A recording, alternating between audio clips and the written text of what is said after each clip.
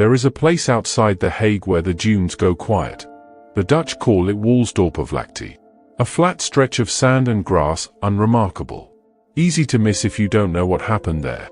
More than 250 people were led to that ground during the war. Resistance fighters. Ordinary citizens. People who believed in something. They did not walk back. On a January morning in 1950, a man was led to that same ground. Not a resistance fighter. Not an ordinary citizen. A traitor. And for a moment, it felt like justice had arrived. Let me ask you something before we continue. What part of this war has never quite made sense to you? Put it in the comments. Not the obvious answers, the ones that feel off. And if you want more of these questions, more of what doesn't add up, subscribe and stay close. Because the deeper we go, the stranger it gets. His name was Anton van der Waals. And the story doesn't start at the execution ground. It starts with Rotterdam burning. The 10th of May, 1940. Before dawn, the sky is wrong. Paratroopers descending from darkness. Tank columns crossing open fields. The Luftwaffe already overhead before most of the country even woke up. The Netherlands had stayed neutral in the First War. They believed, or hoped, it might hold again. It didn't. Within days, the Dutch army, outmanned, outgunned, could no longer hold the line. And then Rotterdam. The 14th of May, 1940. The German Air Force turned the heart of the city into smoke. The historic center, gone. One afternoon. Hundreds perished. The fires burned for days. The Netherlands surrendered. Occupation began. And somewhere in the rubble and the grief and the uncertainty, a young technician looked at the ruins and thought, opportunity. Here is what the records show about Anton van der Waals before any of this. Born the 11th of October, 1912. Rotterdam. Fifth child. The family was modest. His father ran a small painting business. His mother kept the home.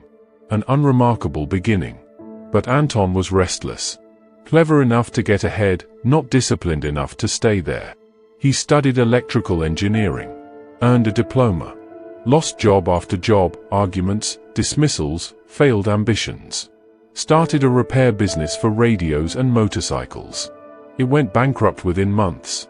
He joined the NSB in 1934, the Dutch fascist movement, but quietly. He kept it secret even from the woman he married that year. When she found out, the marriage collapsed.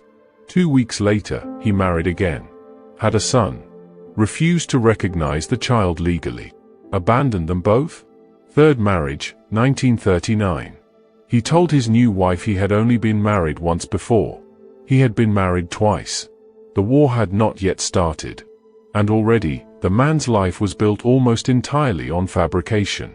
He approached a factory director in Rotterdam with a story. He had designed a new type of aircraft engine. Revolutionary. And he would rather sell it to the British than to the Germans.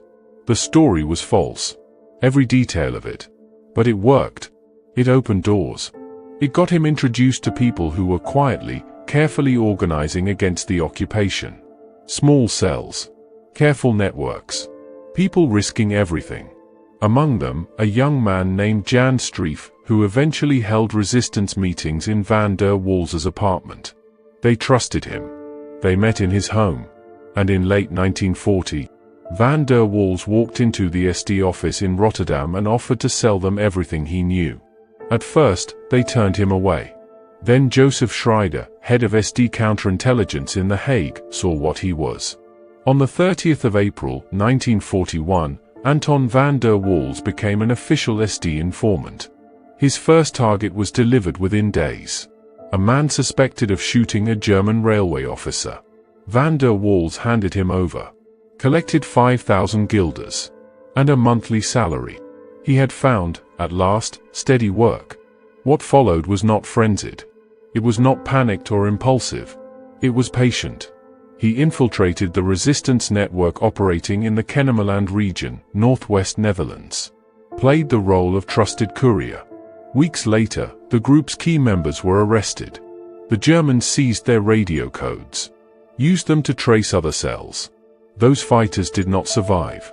Rumors began to spread. When nearly every group that had contact with van der Waals was broken up, suspicions turned toward him. Some resistance members planned to remove him. Before they could act, the SD arrested them all.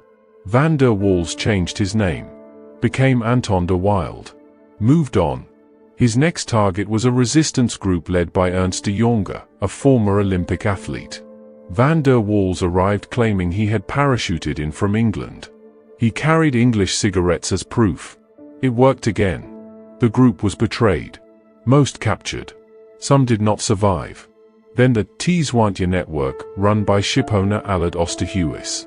A secret escape route from the Netherlands to Sweden, used to extract people the Germans were hunting. The 23rd of July, 1943.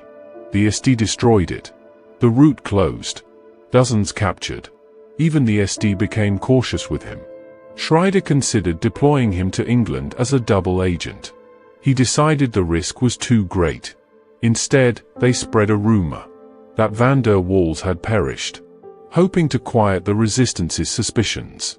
September 1943. He was sent briefly to Sweden to gather intelligence on Dutch contacts there. Achieved little. He returned to the Netherlands under a new name. Hendrik Jan van Veen. June 1944. He married for the fourth time. The war ended. He vanished. When the Netherlands was liberated, van der Waals slipped through the chaos. For a time, no accounting came. No arrest. No tribunal. His name faded. Then, in a move that reveals something essential about the man, he turned himself in. Not out of guilt. To the Canadian military police. He offered to serve as an informant. To help track Nazi fugitives. He wanted to change sides. Join the victors. Become useful again. The Canadians passed him to British intelligence. And for a time, improbably, it worked. Under Dutch intelligence chief Louis Eindhoven, van der Waals carried out missions in defeated Germany. There were reports of operations in Berlin against Soviet interests. He had done it again. Convinced powerful men he was worth keeping. But the survivors remembered. Those who had endured what his information had made possible, those who had buried the people his reports had condemned, they pushed. Testified. Refused to let the silence hold. In early 1947, Dutch authorities brought him back from Germany. He was imprisoned in The Hague. His trial opened April 1948. Joseph Schreider, his former SD handler, was transported from Germany to testify. Reports. Coded communications. Testimonies from those who had endured the worst and lived. The evidence was not ambiguous.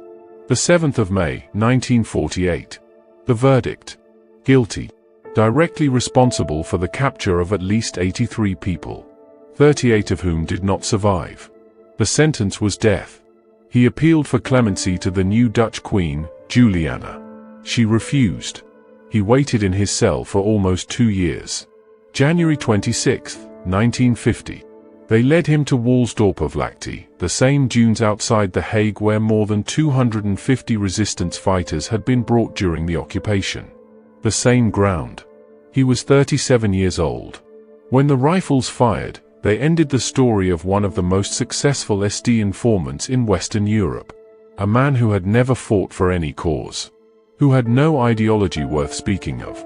Who had sold dozens of lives for a salary and a sense of importance he could never otherwise manufacture. The files close here. But the names of those he betrayed remain. And that is the part history insists on remembering.